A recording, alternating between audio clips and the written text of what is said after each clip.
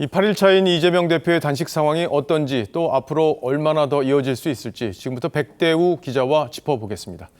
자, 백 기자, 조금 전에 본 영상에서 가장 좀 눈길을 끌었던 대화가 소화가 잘 안 된다고 한 부분이에요. 예, 맞습니다. 먹은 게 없는데 왜 소화가 안 되냐? 물만 먹었는데 또 어떻게 소화가 안 될 수가 있냐? 당연히 그런 의문이 드시는 분들이 또 일부 있으실 텐데요. 그래서 전문의들에게 물어봤습니다. 그랬더니 일반적으로 단식이나 금식을 하는 과정에서 속이 더부룩한 증상이 나타나는 경우도 있다고 합니다.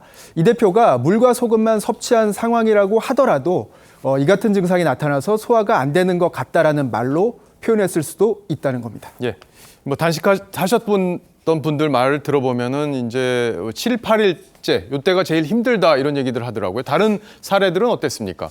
예, 말씀하신 대로 어렵다라는 이야기들을 하셔서 과거에 다른 정치인들의 단식 사례와 비교를 한번 해봤습니다. 예.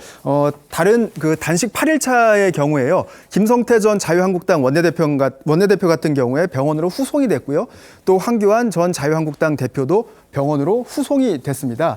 특히 김성태 전 대표의 경우에는요. 단식 7일차 때부터 건강 상태가 급격히 악화가 돼서요. 국회 주변에 119 구급차가 대기하기도 했었는데요. 그럼에도 불구하고 김 전 대표는 강행 의지를 드러낸 바가 있습니다. 관련 영상을 보시겠습니다. 하지 마, 이제 그만해. 똑바로.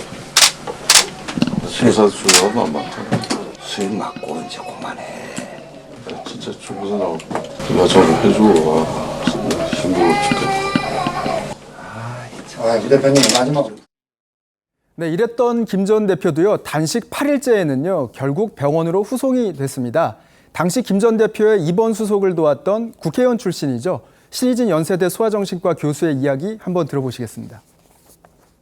심한 탈수 증상과 전해질 불균형이 있었고 대사성 산증이라 그래서 몸에 체액에 산성이 많아지는 초기 단계로 다른 장기들의 기능이 저하되는 초기 단계였습니다. 이 대표가 성남시장 시절에도 단식을 했었는데 열흘 넘게 그때도 단식을 했었잖아요. 그때하고 비교를 해보면 어떨까요? 예, 말씀하신 대로요. 2016년 6월 당시 사진입니다. 단식 9일 차였는데요. 이재명 당시 시장은요. 여기에 사진이 약간 잘렸는데 노트북을 한 대 놨고요. 예. 노트북을 보면서 시정을 받고 그리고 결제 서류에 본인이 직접 서명을 하기도 했습니다. 결제를 하기도 했습니다. 그리고 그 다음 날이죠. 법륜 스님 등 종교인들을 만나가지고 회동을 했고요. 그 다음 날 11일 차에 말씀하신 대로 당시 김종인 비대위원장을 만나서 김종인 비대위원장이 건강이 좀 위태로울 수도 있으니 단식을 좀 그만하는 게 어떠냐라는 만류를 수용을 해서 결국에 단식 종료를 선언을 하고 병원으로 후송이 된 바가 있습니다. 예, 문재인 전 대통령도 과거에 단식을 한 적이 있었죠. 예, 맞습니다. 사진을 한번 보시면요. 문재인 전 대통령은요. 단식 8일차 때였는데요.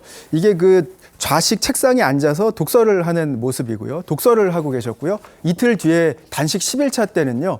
직접 동대문의 한 병원으로 이동을 하셔가지고 세월호 참사 유가족 피해자 유가족인 유민 아빠를 만나서 단식 그동안 고생하셨다라는 위문 방문과 함께 위문 방문 이후에는 기자들을 만나서 기자회견까지 하기도 했는데요. 당시에 한 기자가 문재인 전 대통령에게 건강 상태가 어떠시냐라고 질문을 했는데요. 예. 문 전 대통령은 다음과 같이 이야기를 했습니다. 영상 한번 보시겠습니다. 저도 오늘 단식 10일째인데 그래서 조금 전체적으로 이렇게 조금 체력이 떨어졌고 기운도 없고 그러기는 합니다만 다른 특별한 어떤 이상을 느끼고 있지는 않습니다. 이 단식이라는 게 이제 사람마다 건강 상태와 또 단식했을 때 증상이 다르기 때문에 일괄적으로 비교를 할 수는 없다는 점도 같이 한번 생각을 해봐야 될 것 같고요. 백대우 기자 잘 들었어요.